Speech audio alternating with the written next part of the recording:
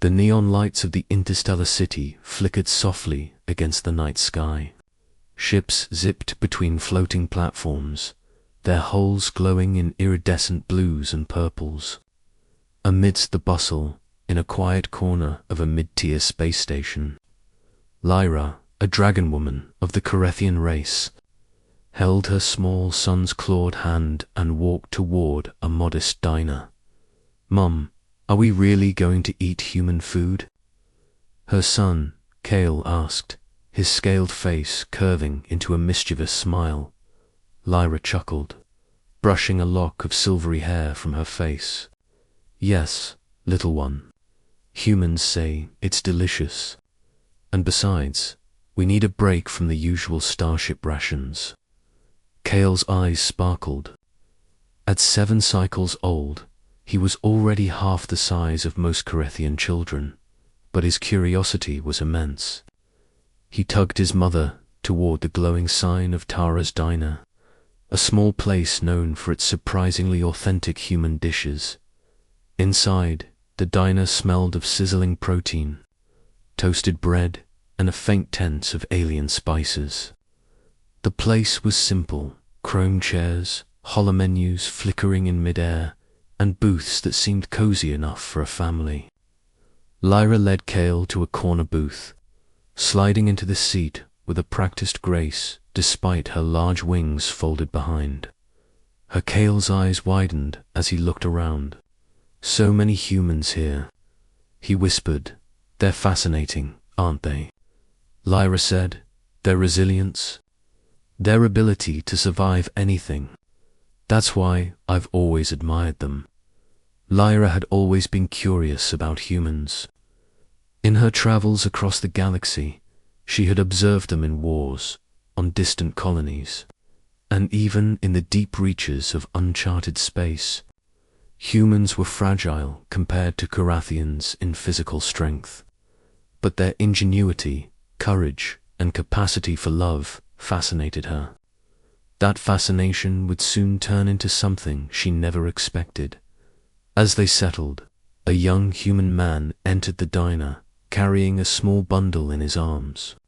His dark eyes scanned the room, and he seemed tired, not just physically, but in a way that spoke of sleepless nights and constant worry.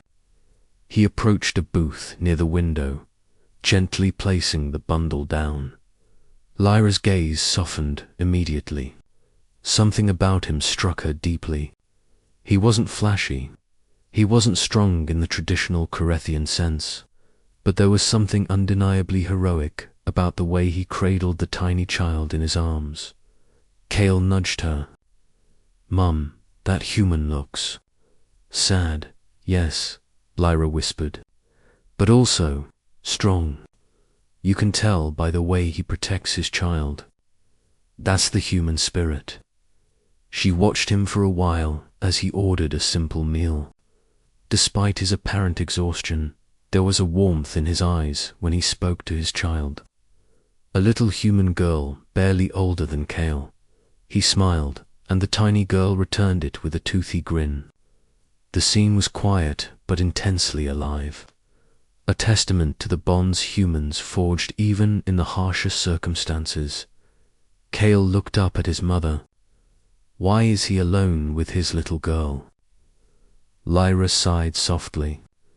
"Sometimes humans have to face hardships we don't always understand, but they endure.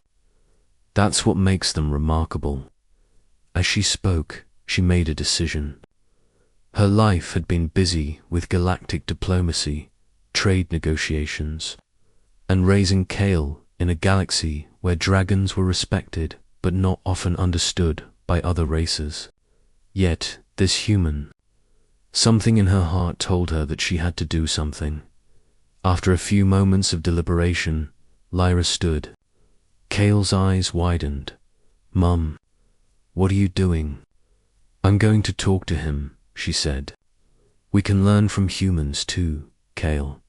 Maybe even help them." Lyra approached the human's booth, her silver scales glinting under the neon lights.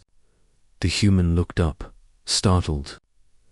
"Hello," he said cautiously, his voice gentle but wary. I'm sorry if Lyra smiled warmly, holding out a hand. I hope I'm not intruding. I saw you here, and I wanted to offer some company. Sometimes a meal shared is lighter than one eaten alone. The human blinked, clearly surprised. You're a Carethian, and you're offering me a meal.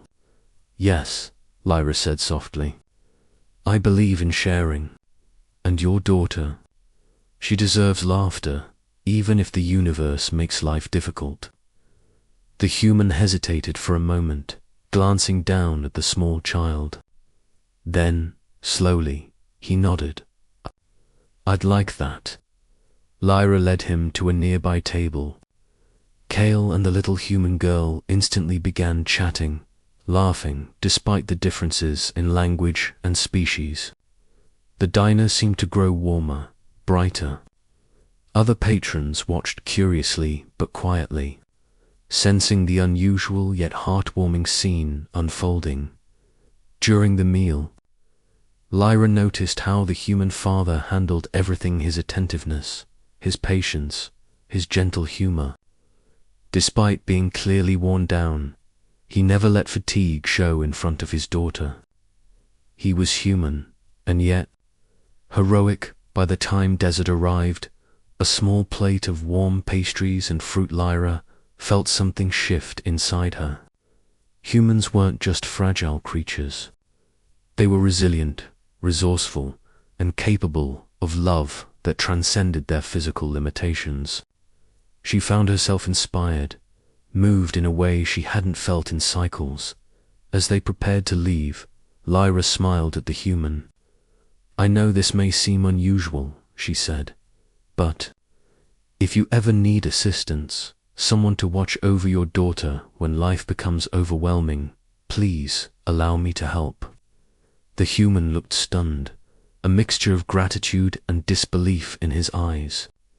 I don't know what to say. Then just accept it, Lyra replied.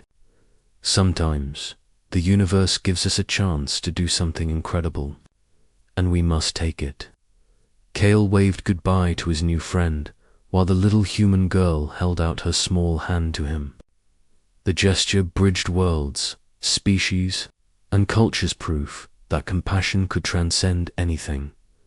As Lyra and Kale left the diner, she felt a profound sense of hope. Humans were extraordinary not because of their strength, but because of their hearts. And tonight, she had witnessed that firsthand. Outside, the city lights shimmered like distant stars. Lyra's thoughts lingered on the human single father she had just met. She didn't know what would come of their encounter, but she knew this: humans were worth believing in. And in a galaxy often defined by power and conquest, that belief was perhaps the most powerful force of all. Kale looked up at her. Mum, can we come back tomorrow? Lyra laughed softly. Yes, little one, tomorrow.